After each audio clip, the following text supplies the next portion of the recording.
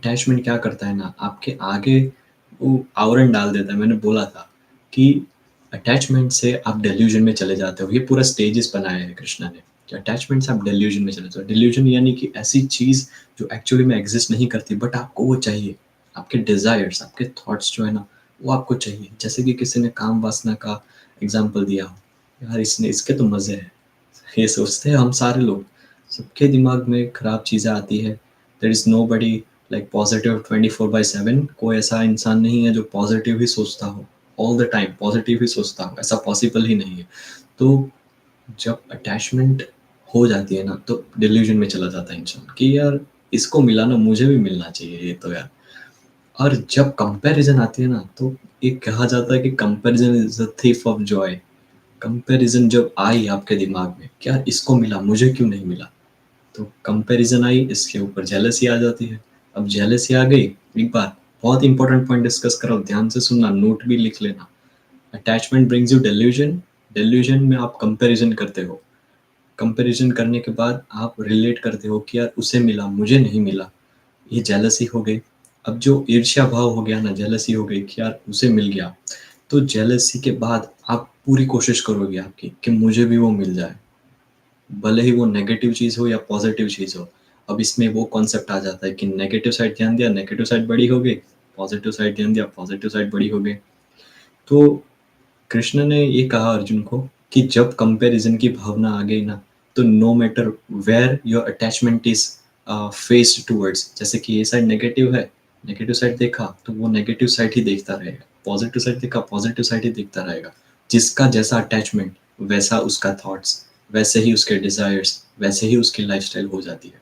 इसलिए thoughts are really important. अगर आप नेगेटिव थॉट्स सोच रहे हो ना, that means your content is really really bad. आप इतने ज़्यादा कंटेमिनेट हो गए हो अंदर से। अब तक हो गया ना, कोई बात नहीं, इसके बाद नहीं होना चाहिए।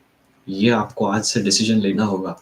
यही डिप्रेशन के खिलाफ पहला ब्रह्मास्त्र यही है कि आपका कंटेंट बहुत ही ज़्यादा स्ट्रॉन्ग और ऐसा होना चाहिए कि स्टडीज़ रिलेटेड, या फिर ऐसा एंटरटेनमेंट होना चाहिए जो सात्विक हो। अब सात्विक यानी कैसा कंटेंट? मैं कहूँगा कि जैसे कि भगवद गीता तो है ही, भगवद गीता तो सबको पढ़नी चाहिए।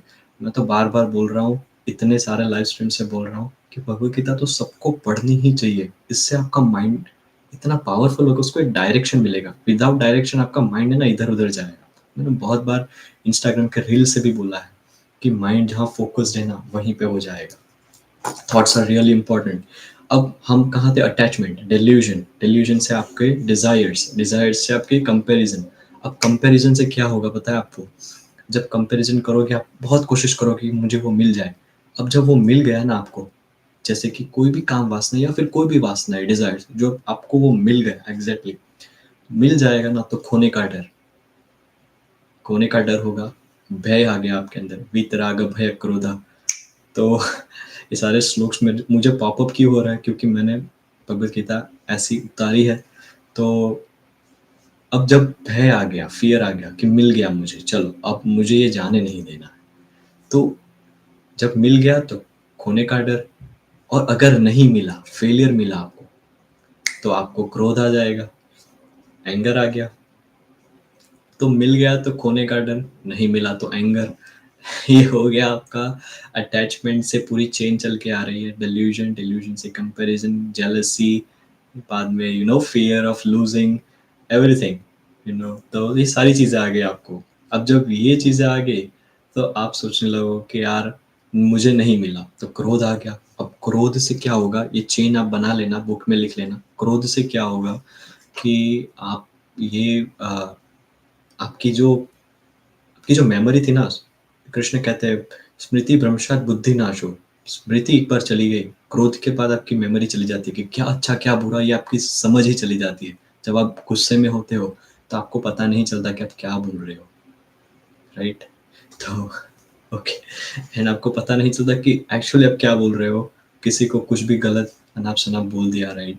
तो आपको पता नहीं चलता, आपकी मेमोरीज चली गई कि ये गलत है, ये सही है, ये गलत, ये सही है। तो जब मेमोरी चली गई, स्मृति भ्रंशात बुद्धि नाश हो, इंटेलिजेंस भी चली गई।